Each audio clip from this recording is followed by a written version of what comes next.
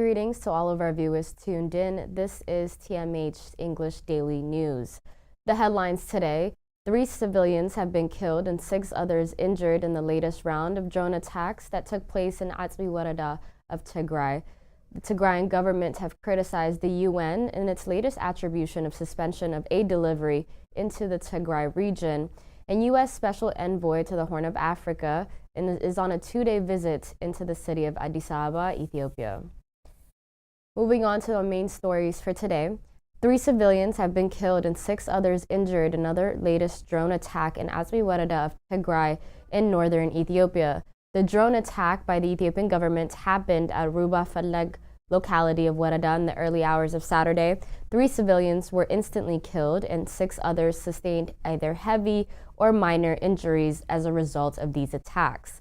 Administrator of the Warada, Mulu Maru, said the latest attack is part of the genocidal campaign to annihilate the people and the civilians of Tigray.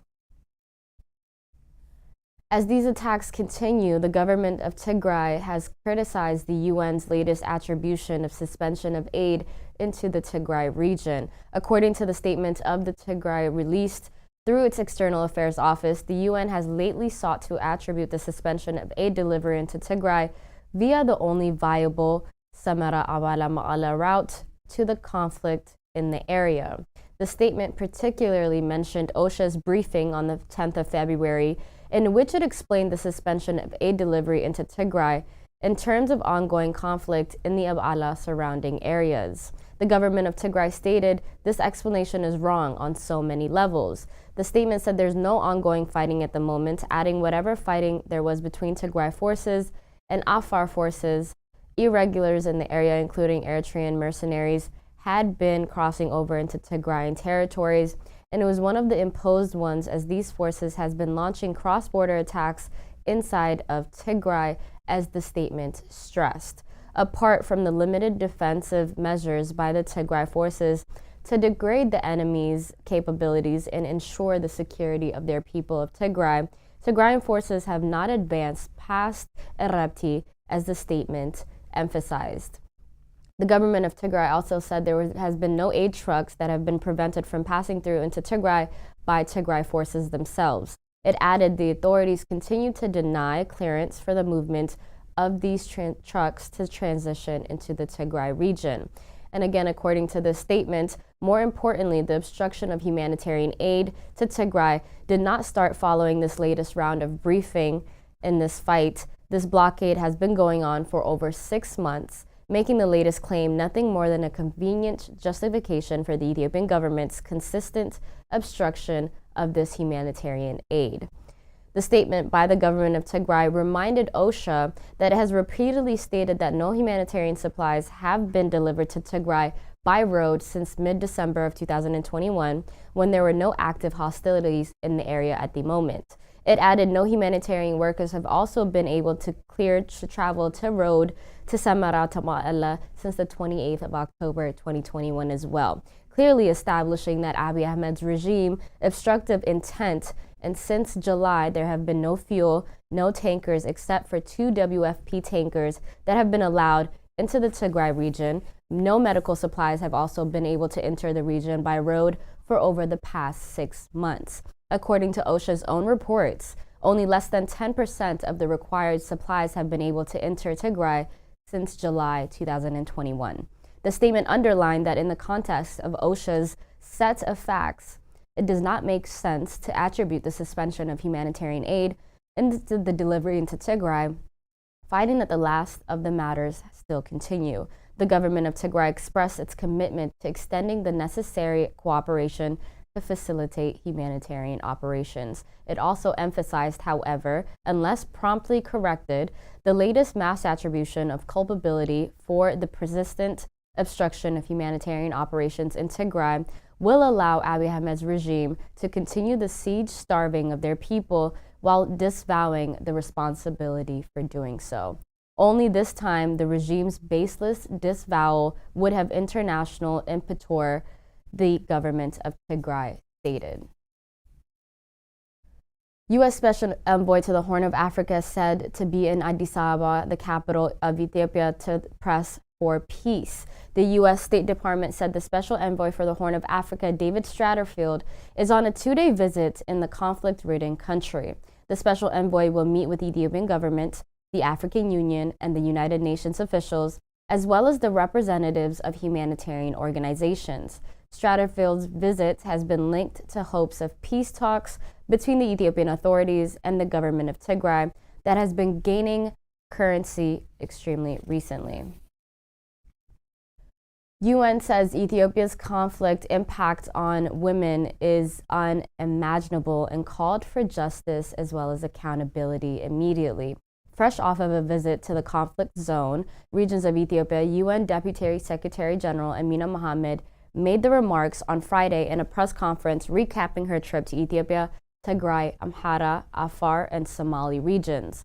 The UN number 2 described an instance with a woman who had been raped in front of her young child and then was spurned by her husband, family, as well as society.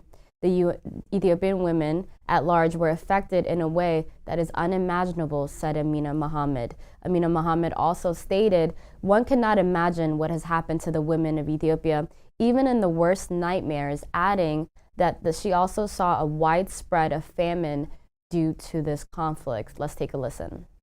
Absolutely not. I think without a shadow of a doubt, justice and accountability has to be had. I think that's very much part of up front center of the national dialogues. They cannot achieve any lasting peace without reconciling and being held to account the atrocities across the country. She said that men are received as heroes when they come back from the war, regardless of their injury, but women have been injured and injured in a way that is unimaginable and yet are not coming back as heroes. They're just outcasted, and this has to stop, she stressed. EU Horn of Africa envoy speaks of possibility of delisting TPLF from the terrorist designation. Annette Weber, an EU special representative for the Horn of Africa, told media on Friday that there is a possibility for delisting the terrorist designation. Annette added there would be engagement after delisting because that is necessary if there's an agreement on the cessation of hostility as well as ceasefire. She further said that based on her recent conversations with Prime Minister Abiy Ahmed himself, she thinks there's a path towards peace within the country of Ethiopia. Ethiopia's State Minister of Foreign Affairs accuses unnamed countries of having interests to weaken his government of the country.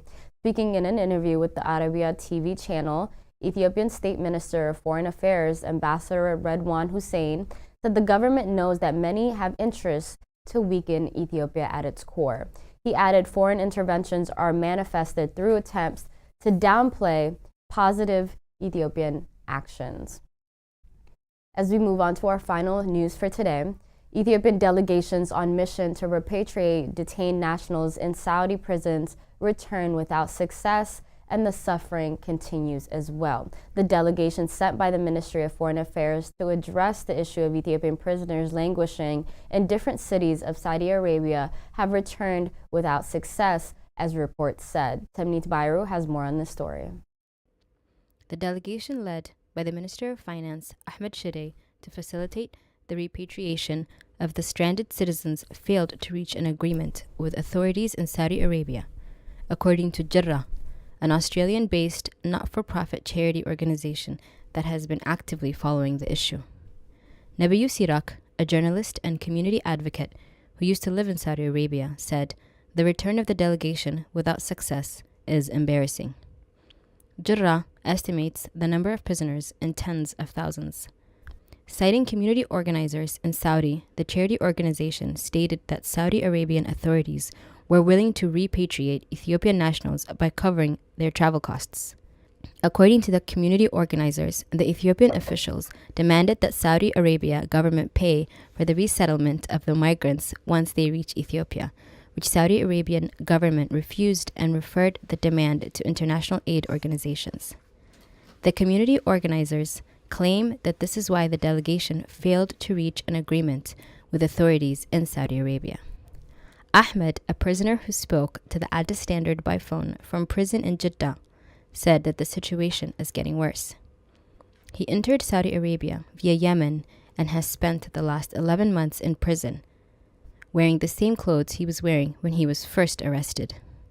I can say that all of the prisoners are wearing dustbin plastic bags for clothes and blankets.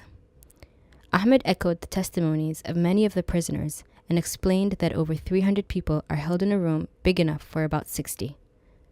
What is really heartbreaking is the situation of children and infants who are dying in the prisons, he said, adding that there are about 70 to 80. What is really heartbreaking is the situation of children and infants who are dying in the prisons, Ahmed said, adding, there are elders up to 70 and 80 years of age suffering in the prisons. Ahmed noted that mental illness is rampant among majority of the prisoners, making suicide a very common occurrence. I heard of an infant suckling on its mother's dead body when we didn't know she was dead. The police came in and took the baby away. I have seen the police continue beating up a prisoner long after they were dead. Ahmed recounts some of the horrors he witnessed in prison in Jeddah. Addis Standard's repeated attempts to get updates from the head of the delegation, Ahmed Shideh, the spokesperson of the Ministry of Foreign Affairs Ambassador, Dina Mufti, as well as the Consulate General Office in Jeddah, were to no avail. The Ethiopian government not only failed to secure safe repatriation of those still in harsh detentions in Saudi Arabia, but was busy detaining, torturing, and killing Tigrayan repatriates upon their return to Ethiopia. The Ethiopian government not only failed to secure safe repatriation of those still in harsh detentions in Saudi Arabia, but was busy detaining, torturing, and killing Tigrayan repatriates upon their return to Ethiopia. That concludes our news for today. Thank you so much for tuning in. Goodbye.